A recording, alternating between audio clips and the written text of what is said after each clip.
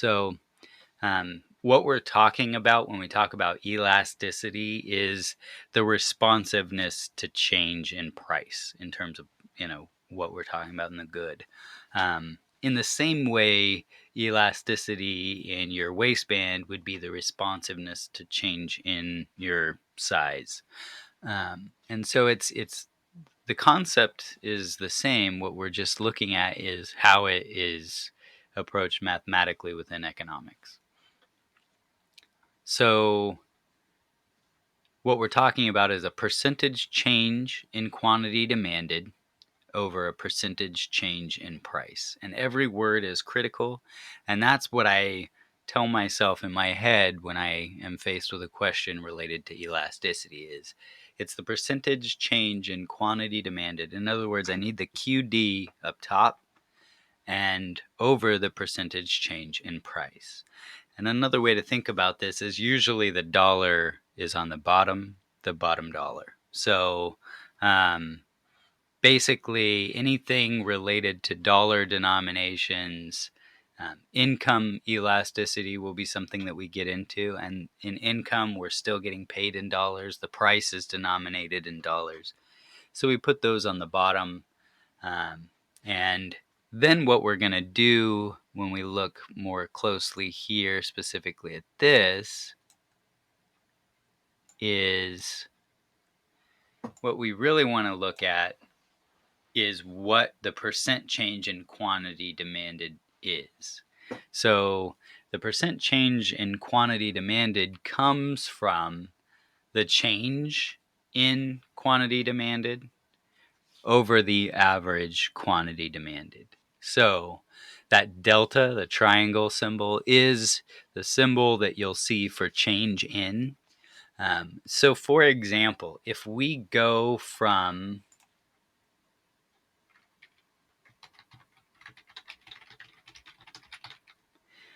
selling 100 units to selling 120 units, I don't know how to do it on PC. The change in is plus 20. So I'm going to write it in terms of a positive negative just so that we can kind of see how it works over the long run. But in our sample here, we're just saying if we go from selling 100 units to selling 120 units, the change in quantity demanded is plus 20. And we're going to put that as a fraction over our average quantity demanded. In other words, going from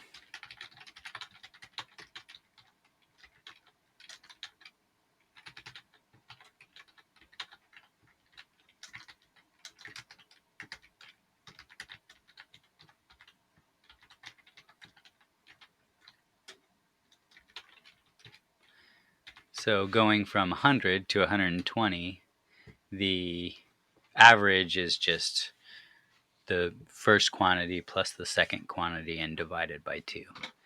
So here it's really easy to see. When they're nice round numbers, you can just split the difference.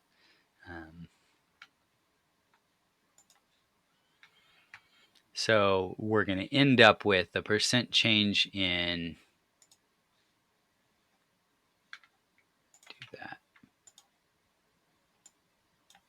So to end up with, what we end up with is a percent change in quantity demanded of 20 over 110.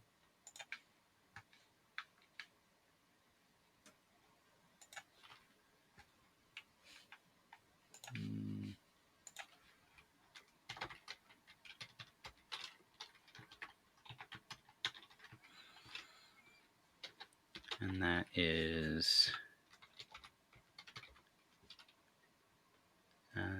0.18.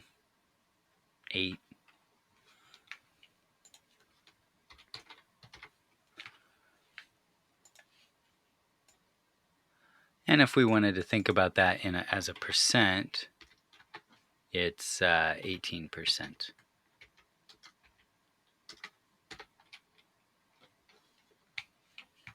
And we're finding that percent just by moving that decimal over 2 places. We end up with 18%. So the top of the original fraction that we looked at, percent change in quantity demanded, could be written as 0.18, or we could just think of it as 18%, depending on how the question's worded and how kind of detailed we need to be getting. So the next thing we're going to do is look at the bottom of this fraction, and the percent change in price is going to be the change in price over the average price. And again, we're just doing kind of the same thing. We're going to create an example where we're selling more units. So I'm going to make the change in price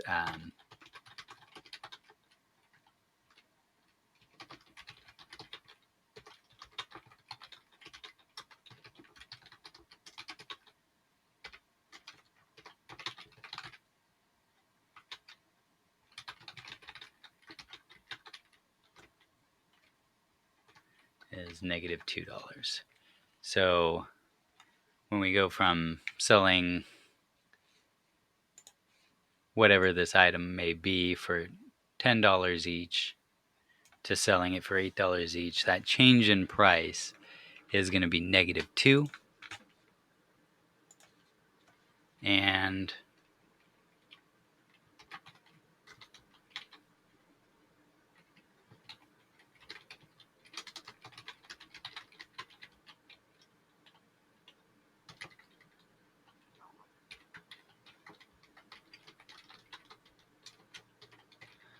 so it's going to just be -2 over 9.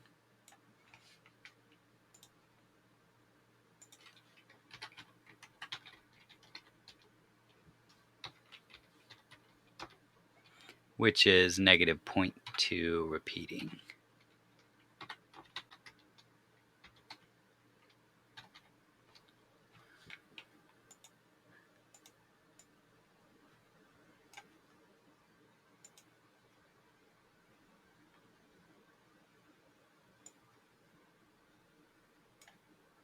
And so the elasticity in this example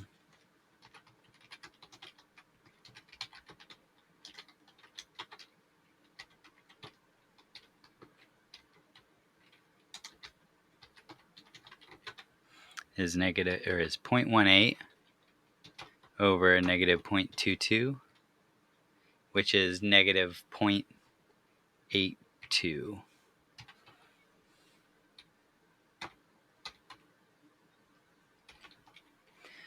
And the reason why we worked through an example and made it kind of more confusing first is because what we're going to do with this is try to work backwards and understand why we would do this math, why we would, really want to learn a bit more about elasticity, especially if your major is business, or if you kind of intend to make decisions regarding how much you should charge for something in order to make the most money for your company or for yourself.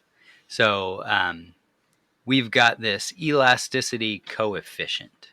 So that's going to be your kind of label vocabulary for this. It's typically less critical, but you, depending on the program, you might see it as how things are worded. But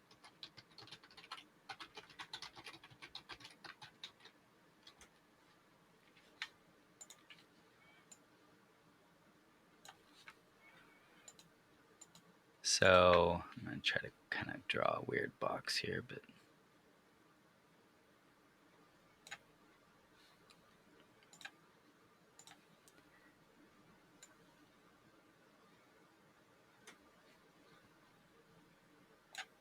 okay, that's not going to work. I'm not going to worry about it that much.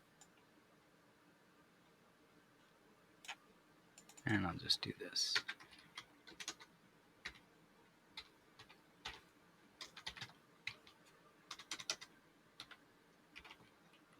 All right. So if the elasticity coefficient is negative 0.82, what I recommend students do when they have an elasticity coefficient is to turn it into a fraction first. Now here we worked through to solve for an elasticity coefficient, and when you have an example like that, what's going to end up happening is the math will work out to where it's a little less even, like it has here with negative 0.82. But a lot of times when you're given a question where you work the other way around and you're given a elasticity coefficient, maybe it's given in a way where it's already rounded for you. So what we're going to do is we're going to round this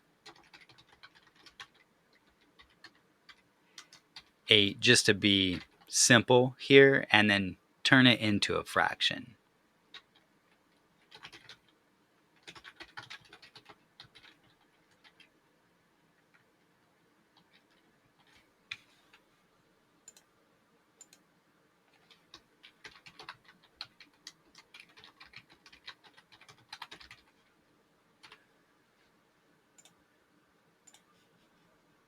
All right. So in this case, negative 0.8 as a fraction is negative 8 over 10. So it's just 8/10. And now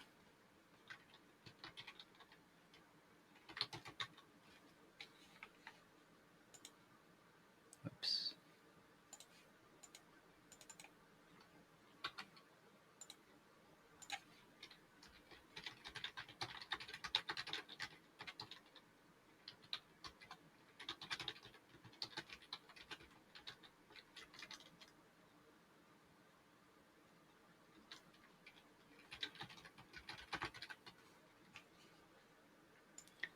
So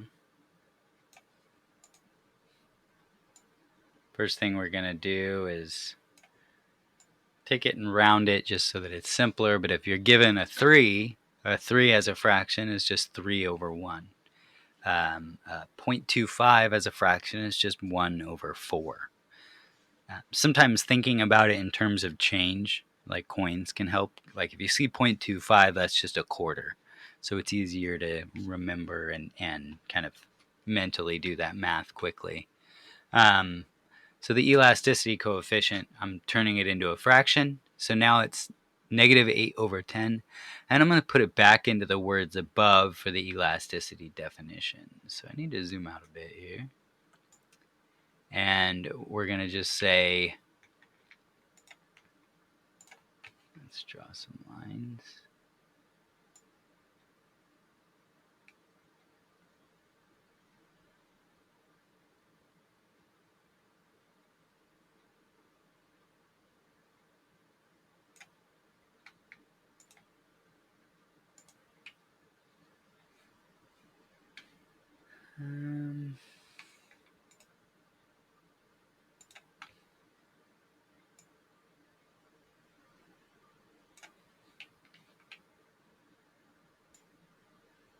Oops. Sorry. I need to, there we go.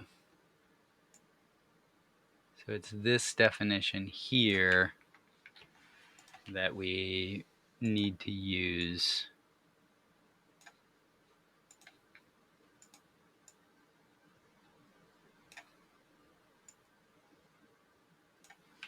here when we're putting the words back into the definition for elasticity.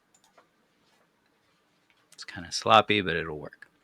And so what we want to say is you're going to have a negative 8% change in quantity demanded as a result of a 10% increase in price.